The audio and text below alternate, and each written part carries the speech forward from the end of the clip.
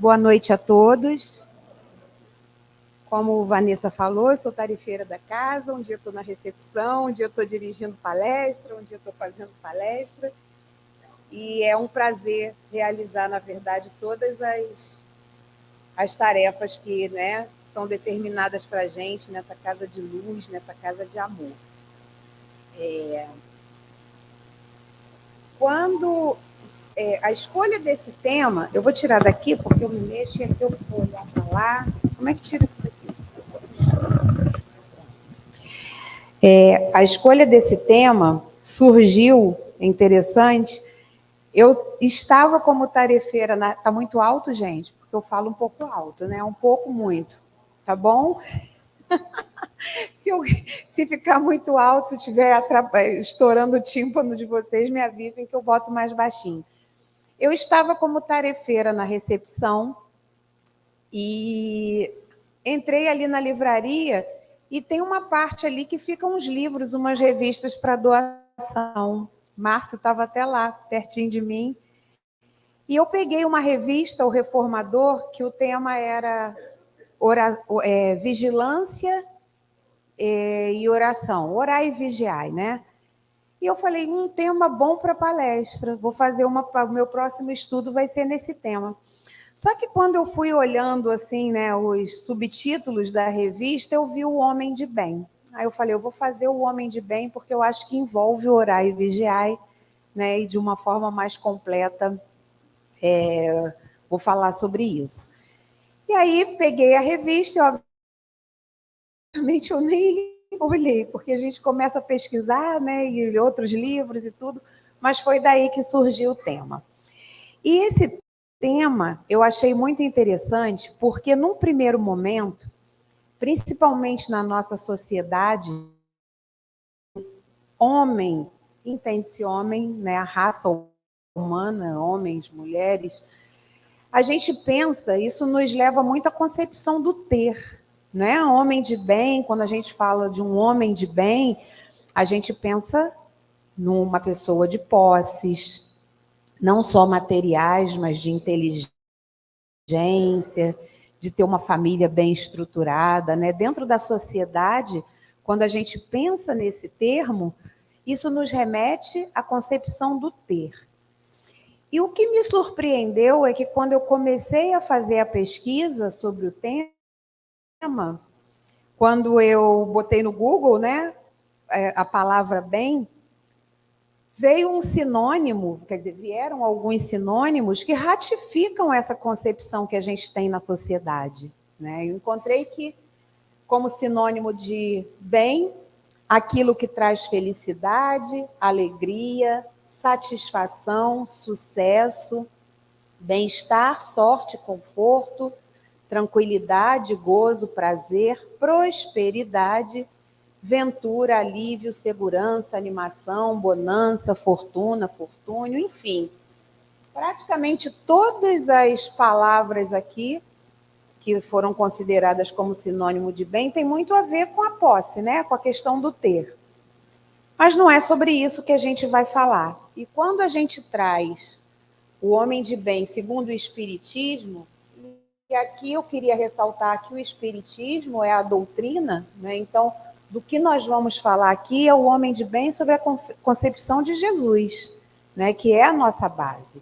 O Espiritismo é a doutrina, através de Kardec, que nos leva a esse estudo, mas a nossa base é o Evangelho de Jesus.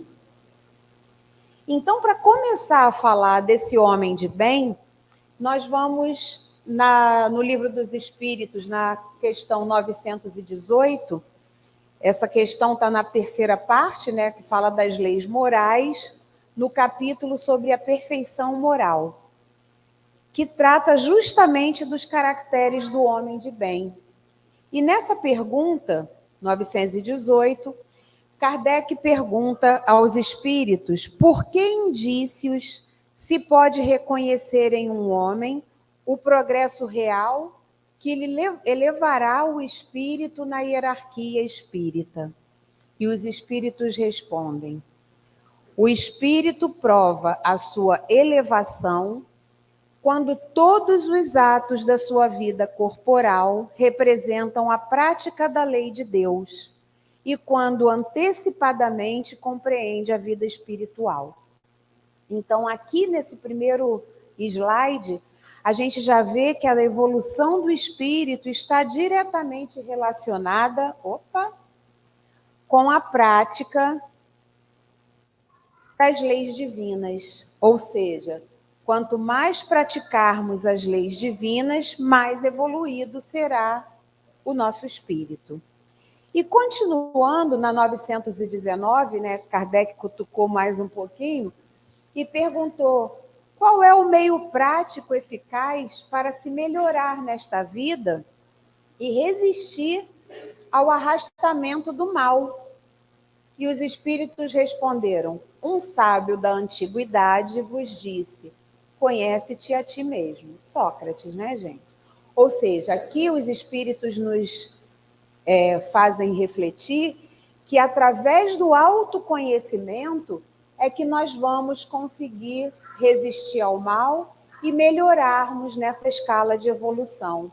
E aí vem a 919A, que vem o comentário, né, sobre essa pergunta de Kardec, e nos remete ao seguinte: compreendemos toda a sabedoria dessa máxima. Todo mundo sabe que é através do autoconhecimento, né? Mas a dificuldade está precisamente em se conhecer a si próprio. Qual o meio de chegar a isso? Eu indicaria a terapia como psicóloga, mas vamos ao que os espíritos responderam, né? Fazei o que eu fazia quando vivi na Terra. No fim de cada dia, interrogava a minha consciência, passava em revista o que havia feito e me perguntava a mim mesmo se não tinha faltado ao cumprimento de algum dever. Se ninguém teria motivo para se queixar de mim. Foi assim que cheguei a me conhecer e ver que em mim necessitava de reforma. Aquele que todas as noites lembrasse todas as suas ações do dia e se perguntasse o que fez de bem ou de mal, pedindo a Deus e ao seu anjo guardião que o esclarecesse, adquiriria uma grande força para se aperfeiçoar, porque acreditai-me, Deus o assistirá. Ou seja, isso aqui é Santo Agostinho, né, gente? Que todos os dias à noite nós devemos fazer uma reflexão das nossas ações e pontuarmos quais foram os nossos deslizes, né? Isso é a receita máxima do autoconhecimento, porque a gente só consegue melhorar aquilo que a gente enxerga e reconhece que não está muito bom, né? Se a gente acha que está tudo bem, a gente não vai buscar melhoria. A gente só vai buscar melhoria quando a gente consegue enxergar que alguma coisa não ficou bem, né? E essa reflexão diária, né, digamos, essa terapia diária, é que faz com que, a partir do reconhecimento dos nossos deslizes, dos nossos vícios, das nossas mazelas, nós vamos procurar ajuda, melhoria, né, a reforma, que a gente vai falar mais na frente um pouquinho.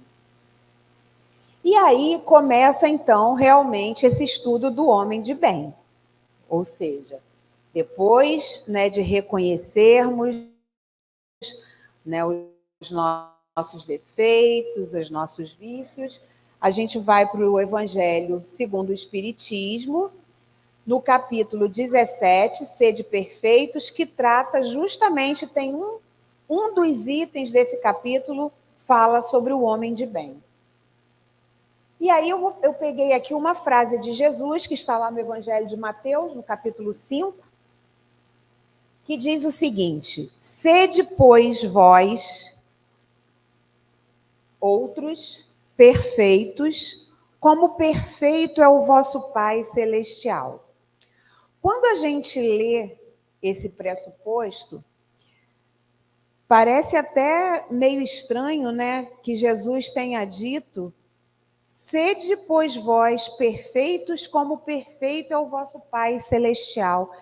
Isso nos remete a uma perfeição absoluta, como se fosse possível nessa vida terrena, onde nós estamos no planeta de provas e expiações, ainda somos espíritos em processo de desenvolvimento, atrasados até com relação a todos os mundos que existem, né? Já somos melhores do que quando vivemos nos mundos primitivos, mas ainda estamos no segundo estágio dos mundos evolutivos.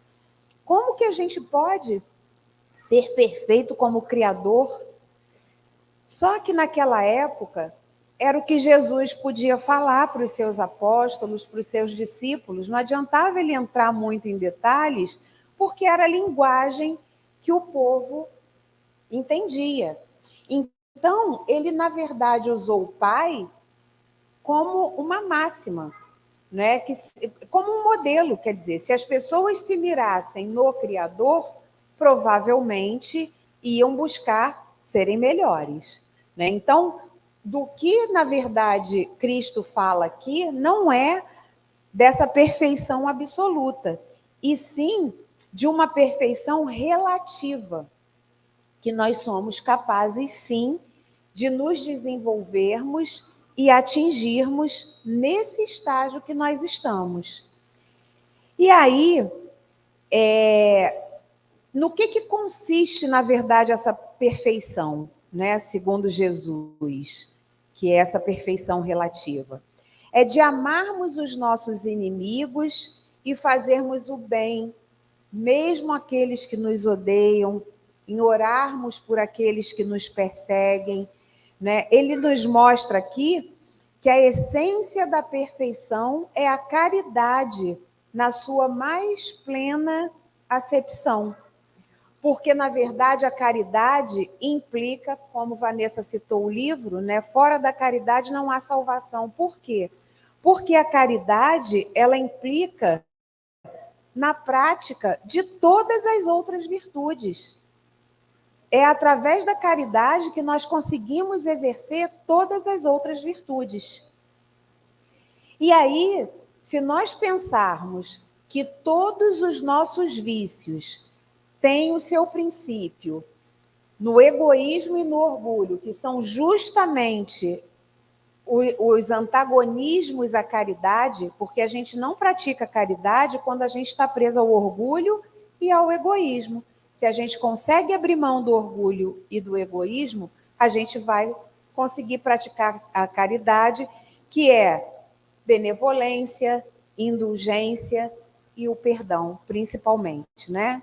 É o BIP, né, que a gente chama dentro da doutrina espírita. E esse grau de perfeição relativa, ela vai estar diretamente relacionada à extensão do amor que nós conseguimos desenvolver pelo próximo, independente de quem seja, porque quando a gente fala amor ao próximo, parece só quem está próximo da gente, né? Dentro da nossa casa, marido, filhos, família, alguns, né? Parentes.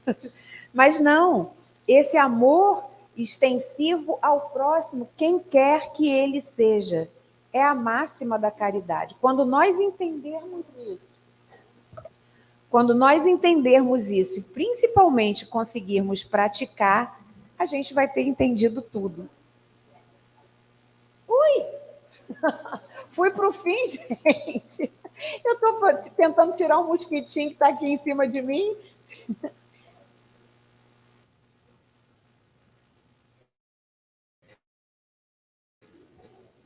Muita coisa na mão, né? Bota a partir do slide atual. Aí, isso. Bom, opa. E o que realmente, então, seria o homem de bem? O verdadeiro homem de bem é o que cumpre a lei de justiça, de amor e de caridade na sua maior pureza. Se ele interroga a consciência sobre seus próprios atos, a si mesmo perguntará se violou essa lei, se não praticou o mal, se fez todo o bem que podia, se desprezou voluntariamente alguma ocasião de ser útil, se ninguém tem qualquer queixa dele, enfim, se fez a outrem tudo o que lhe desejaria que fizessem.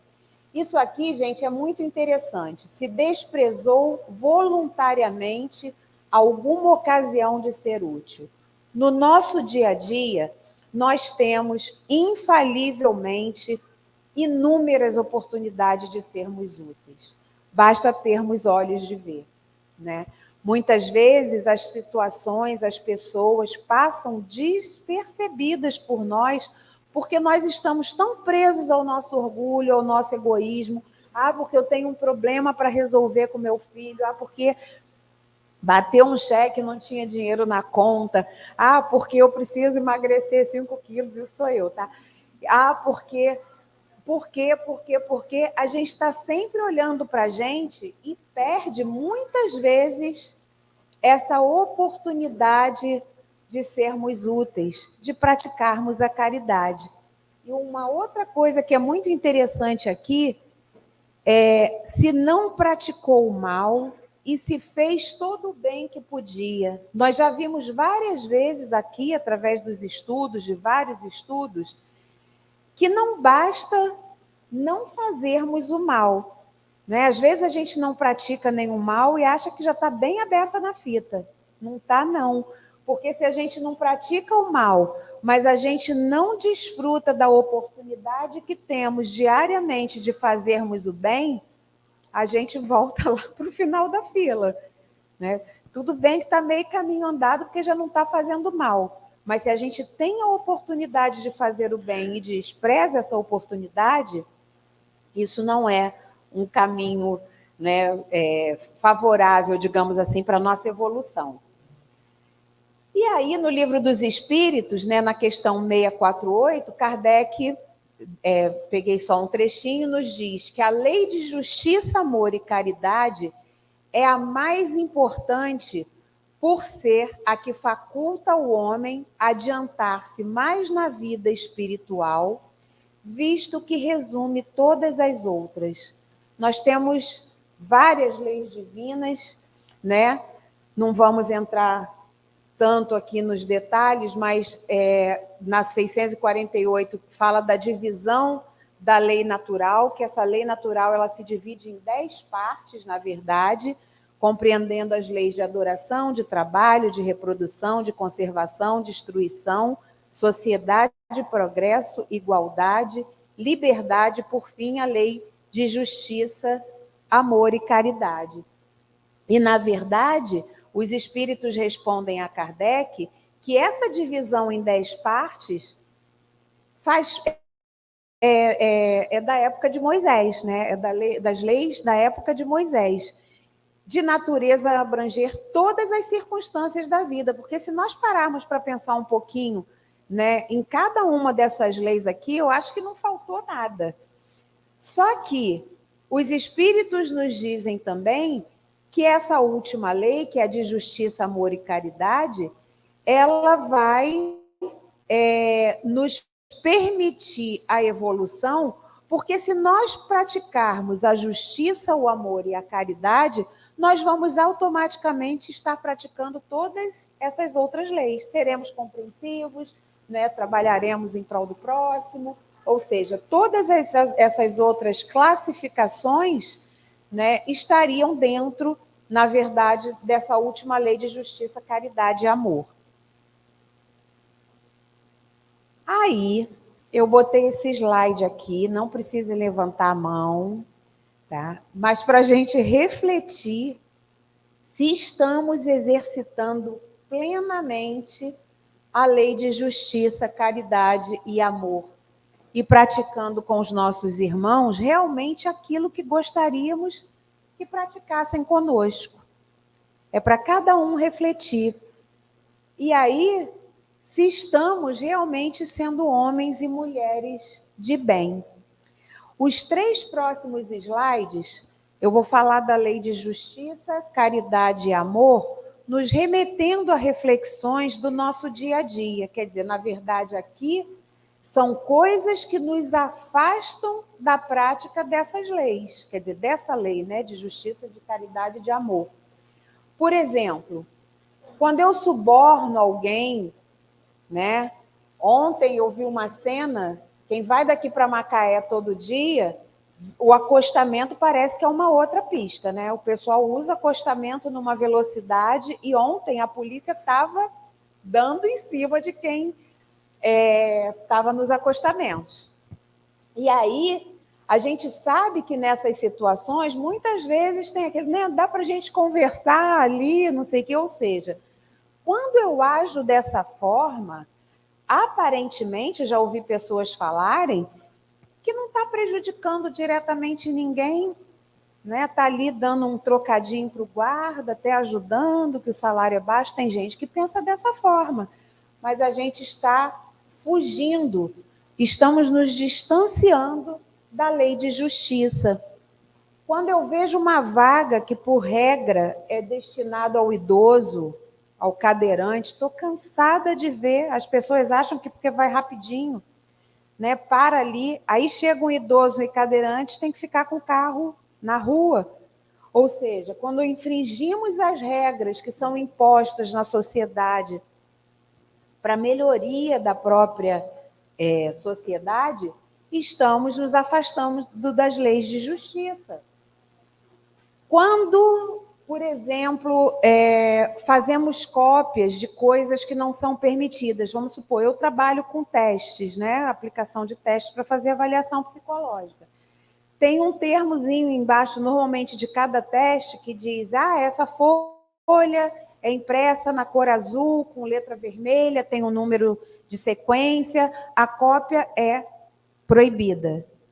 Eu já fui avaliada em alguns lugares, que o pessoal não se dá o trabalho nem de copiar colorido, copia preto e branco.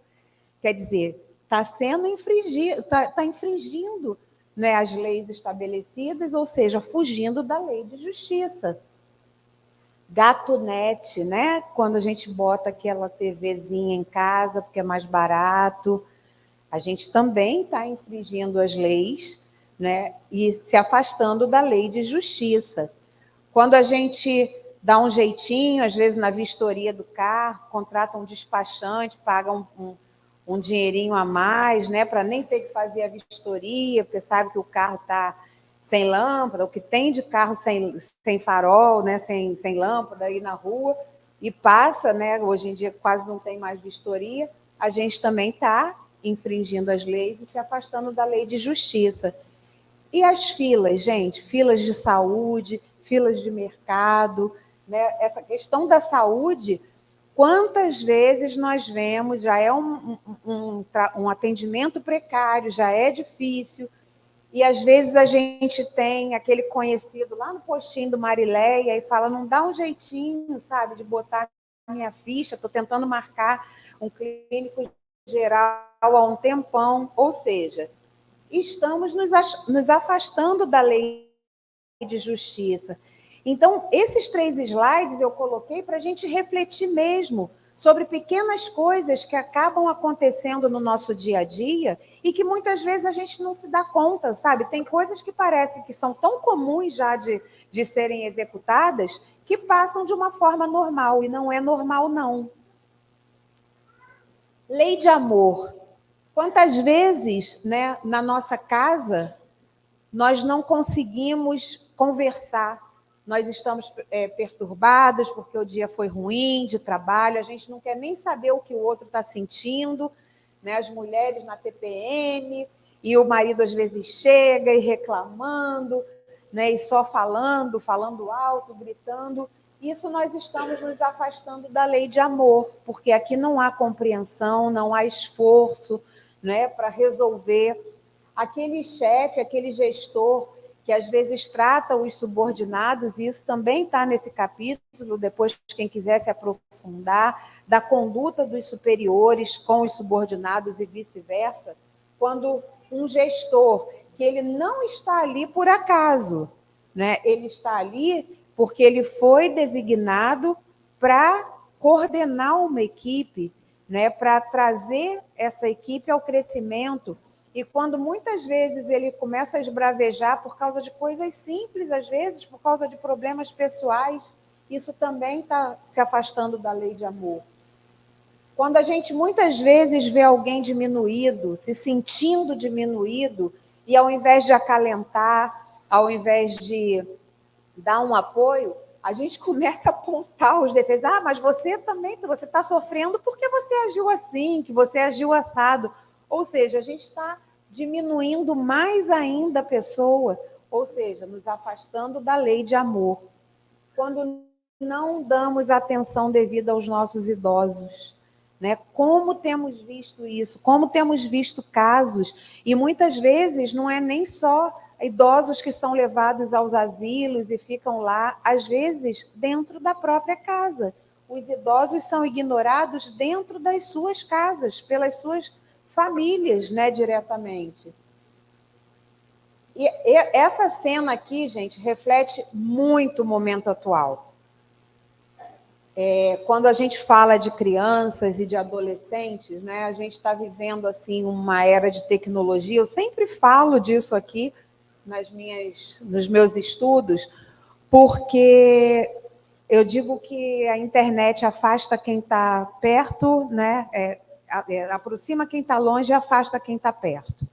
Muitas vezes, os nossos filhos desenvolvem determinados comportamentos de rebeldia porque eles precisam chamar a atenção daqueles pais que não estão nem aí, ou estão preocupados com o trabalho. Eu digo que isso aqui, quando a gente vai fazer um processo seletivo na empresa que dizem, você vai ganhar um notebook, um celular, né, do mais moderno, tá aí os benefícios, porque isso aqui é malefício.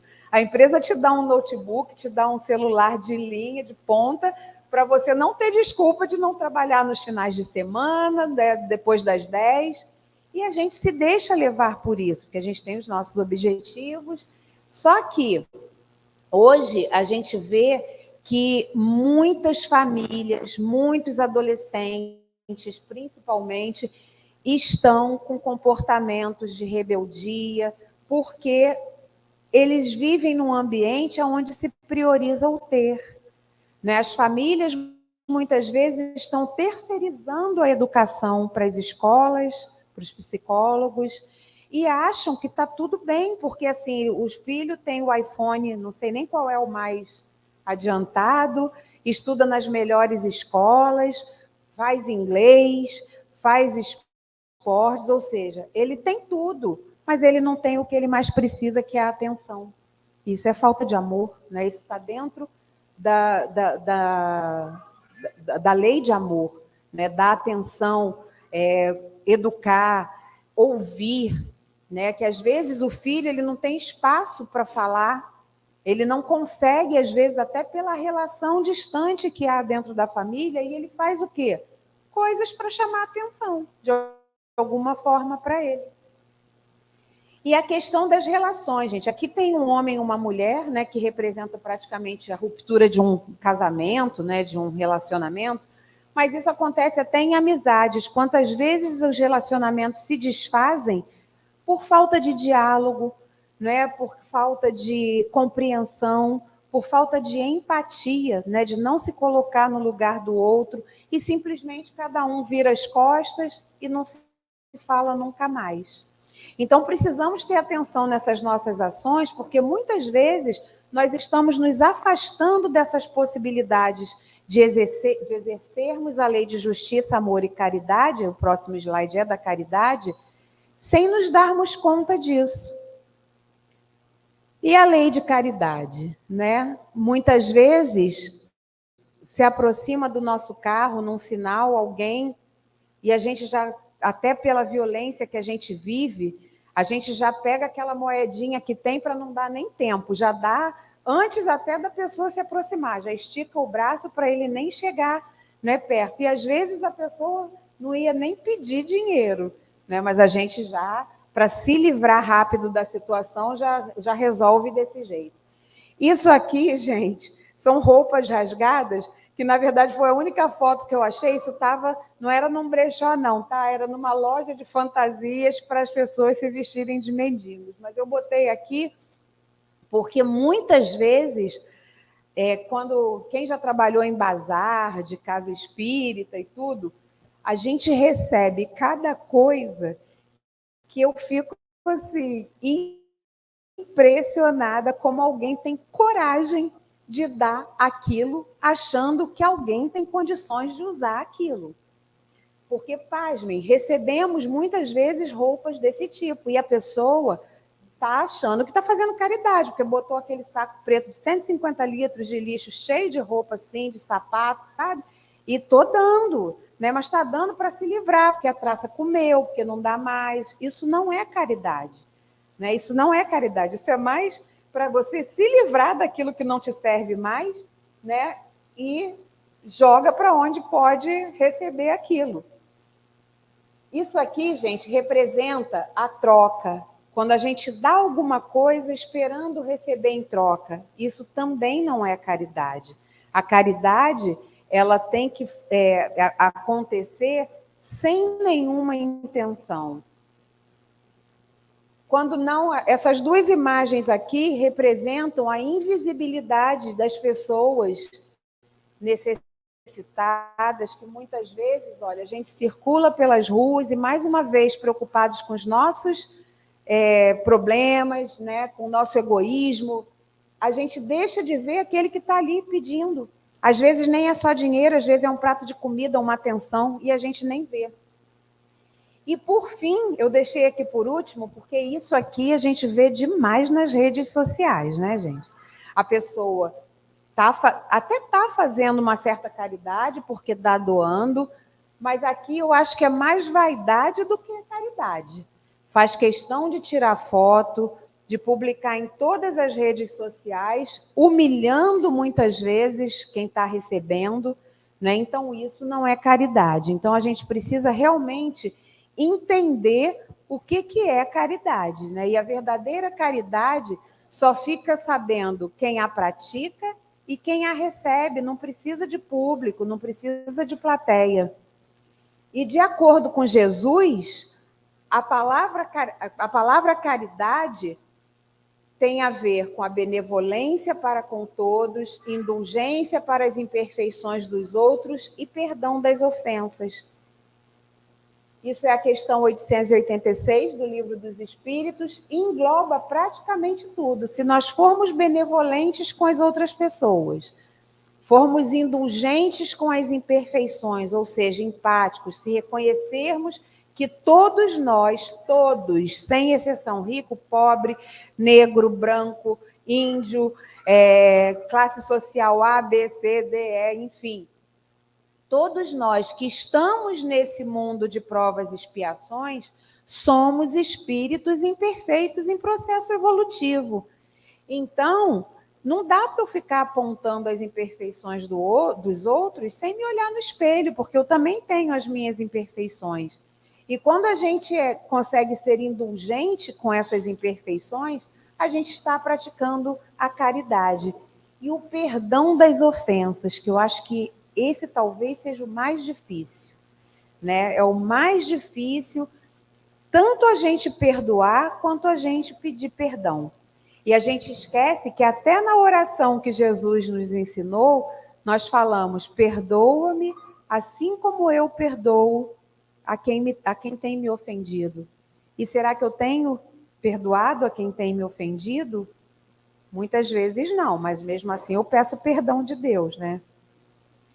Então, assim, o amor e a caridade, na verdade, são o complemento da lei de justiça, pois amar o próximo é fazer-lhe todo o bem que nos seja possível e que desejaríamos nos fosse feito. Ou seja, fazer ao outro aquilo que eu quero que faça por mim.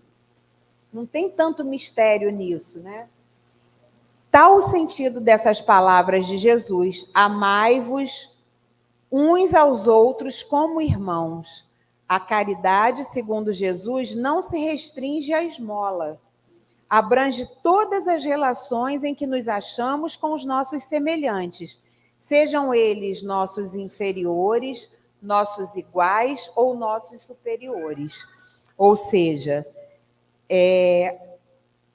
ser caridoso não é só dar esmola, não é só dar aquilo que muitas vezes a gente acha que o outro precisa, né? É praticar o BIP, é praticar a benevolência a indulgência e o perdão.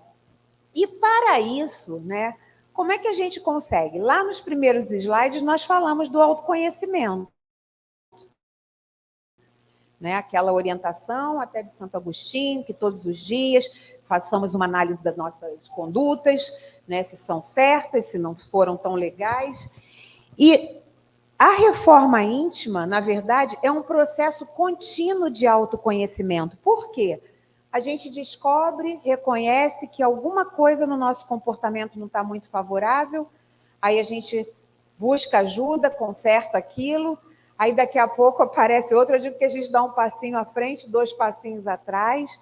Então, a reforma íntima, na verdade, é uma busca constante do autoconhecimento, nos modelando progressivamente em todos os sentidos. É a transformação do homem velho, carregado de tendências e erros seculares, porque muitas coisas que nós carregamos nessa vida, nós trazemos de muitas vidas passadas, né? Então, isso não é fácil. Esse homem velho está enraizado na gente, né? Mas a gente precisa, através do autoconhecimento e da boa vontade e disposição, buscar esse homem novo, que vai atuar, né, na implantação dos ensinamentos de Jesus, tanto dentro dele como fora. E por que, né, da reforma íntima? Porque justamente só através da reforma íntima é que nós conseguimos nos libertar das correntes que nos prendem a esse homem velho, né? Vamos nos libertar das imperfeições e de fazermos objetivamente o trabalho de burilamento dentro de nós, ou seja, dar aquela sacudida para a gente reconhecer que algumas coisas precisam mudar, para que a gente atinja o objetivo, porque todos nós nascemos como espíritos ignorantes, né? Simples e ignorantes, mas fatalmente tendemos à perfeição, querendo ou não. Isso, para mim, pode levar um tempo, para a Vanessa outro, para o Márcio outro, enfim. Mas todos nós, enquanto espíritos, chegaremos à perfeição.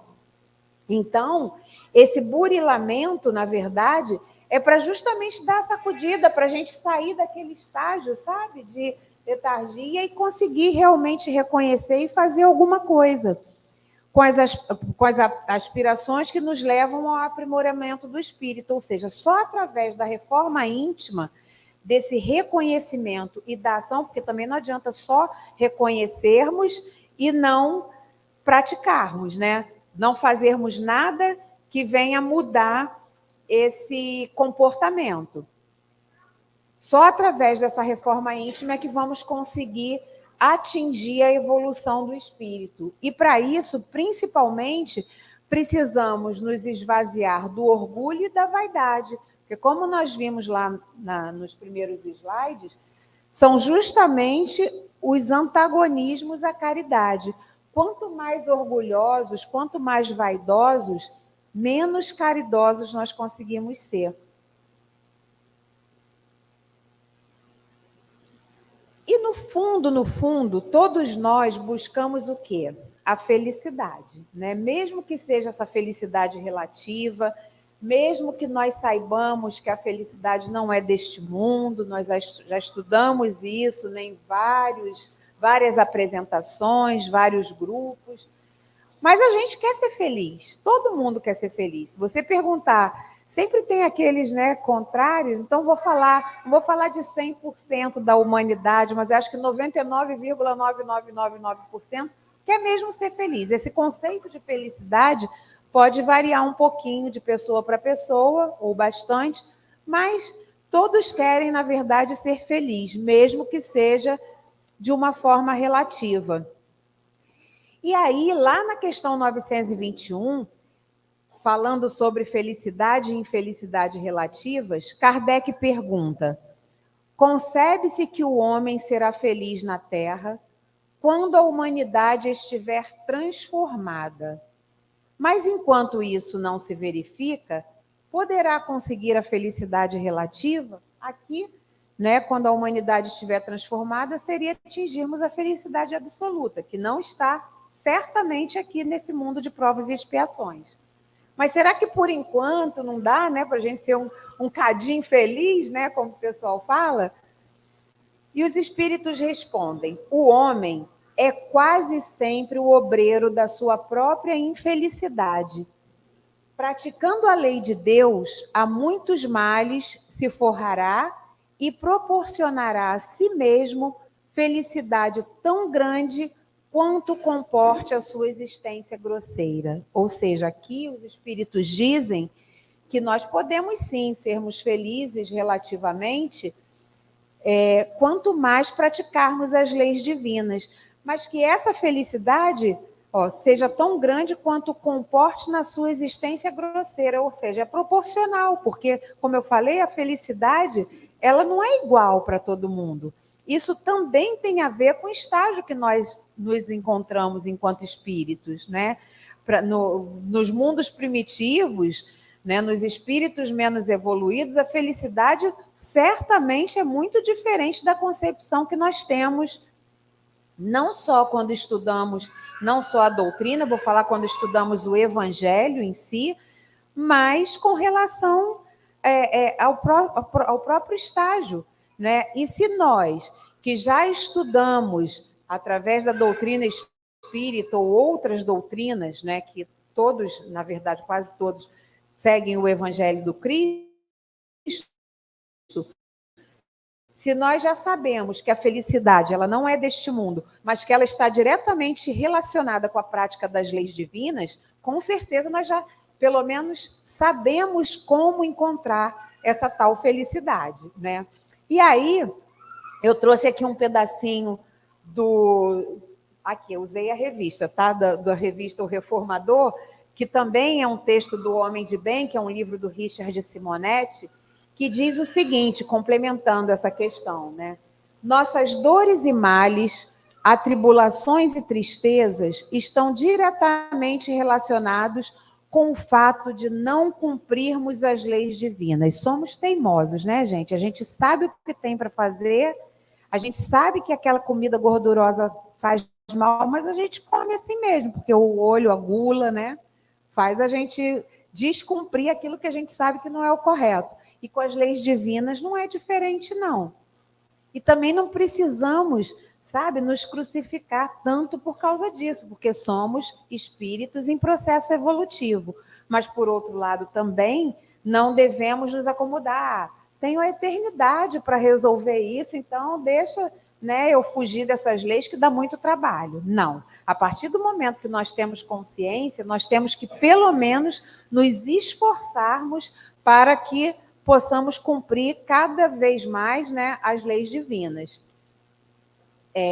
Sintetizada nas lições transmitidas e exemplificadas por Jesus. Então, para sermos verdadeiramente um homem de bem, precisamos perseverar nos ensinamentos, não nos esquecendo do orai e vigiai, prestando muita atenção ao que pensamos e fazemos, tendo como foco principal o trabalho para o bem da humanidade.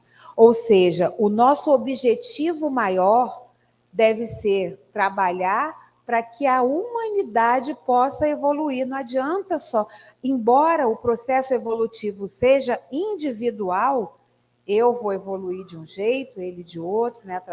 Estaremos talvez em estágios distintos, mas ninguém vai para um planeta de regeneração sozinho. Então, nós precisamos, sim, trabalhar para o bem da humanidade, para que todos possamos evoluir. E aí, eu coloquei aqui algumas dicas, né, que estão com base no Evangelho segundo o Espiritismo. Como normalmente age um homem de bem? Ele tem fé em Deus, sabendo que Deus é justo e bom, e sabe que nada acontece sem a sua permissão, ou seja, tudo que acontece na vida da gente é para a nossa evolução. O homem de bem tem fé no futuro, e esse futuro não é daqui a um mês, né, no ano que vem, no final de semana, que vai jogar na Mega Sena, vai ganhar. Não. É no futuro, sabendo que meu reino não é deste mundo, né? E que tem algo muito melhor que nos espera. E colocamos, então, assim, os bens espirituais acima dos bens materiais. O homem de bem enxerga as dores e as dificuldades da vida como provas e expiações essenciais para o desenvolvimento do espírito. Ou seja, não fica reclamando da vida, não fica reclamando das mazelas, sabe, das dores, das provações que está passando. Encara tudo isso com o quê? Com resignação, porque sabe que aquilo é necessário. E nós não nos lembramos, porque temos o véu do esquecimento, mas muitas das coisas que nós estamos passando, fomos nós que pedimos para evoluirmos, né? Não espera recompensa das suas ações de benevolência e caridade. Ah, eu vou lá trabalhar na casa espírita, lá no sopão, sabe, ou na reunião, porque isso com certeza vai me fazer subir um degrauzinho, né, na escala evolutiva. Até vai, né, se você fizer isso de bom grado. Mas se você fizer isso só porque você imagina que você vai subir na escala evolutiva, isso não é compatível com um homem de bem. Sente-se feliz ao fazer o outro feliz, né, gente? O homem de bem ele é liberto de inveja, ele quer ver o irmão crescendo, sendo feliz, ele vibra com a felicidade do outro. Enxerga todos os irmãos, enxerga todos como irmãos, independente de raça, de credo, de cor e de classe social. Em todas as circunstâncias, a caridade é o seu guia. Não alimenta ódio, rancores, vinganças, perdoa os erros alheios, respeita seus semelhantes e as leis da natureza. Aqui são só algumas ações correlatas ao homem de bem. Cada uma dessas se desmembra em várias outras coisas. Mas se nós conseguirmos praticar, ou pelo menos nos esforçarmos para praticar essas ações no nosso dia a dia, nós já estaremos pelo menos no caminho, né, dessa evolução para nos tornarmos homens de bem. E aqui eu coloquei algumas imagens de homens e mulheres, né, de bem da nossa sociedade, da nossa humanidade. Né? Chico Xavier, Mandela, São Francisco de Assis, Bezerra de Menezes, Gandhi, Kardec, Irmã Dulce, Madre Teresa. E, por fim, o maior, que foi Jesus. E se nós pensarmos em todos esses homens e mulheres que são considerados como homens e mulheres de bem, o que eles têm em comum foi justamente o trabalho voltado para a humanidade. Eles abriram mão de si mesmos em prol de fazer o outro melhor. Isso é a caridade máxima, né? E nós não devemos nos esquecer, eu coloquei aqui para a gente finalizar, uma citação da Joana de Ângeles, que nos diz o seguinte: mesmo que não saibas, és exemplo para alguém. Desse modo, és responsável não só pelo que realizes, como também pelo que as tuas ideias e atitudes inspirem a outros indivíduos. Cuida do que fales e realizes, ensejando seguidores que se edifiquem e ajam corretamente. Ou seja, além das nossas ações nos favorecermos, né, nós temos que ter muito cuidado, porque mesmo que a gente não saiba, mesmo que a gente não se dê conta, a gente está, de certa forma, influenciando outras pessoas. Então, que influenciemos pelo bem, né, para que possamos cada vez mais evoluirmos em conjunto em busca de um mundo melhor. Isso é o que eu tinha para passar para vocês. Muito obrigada, boa noite a todos.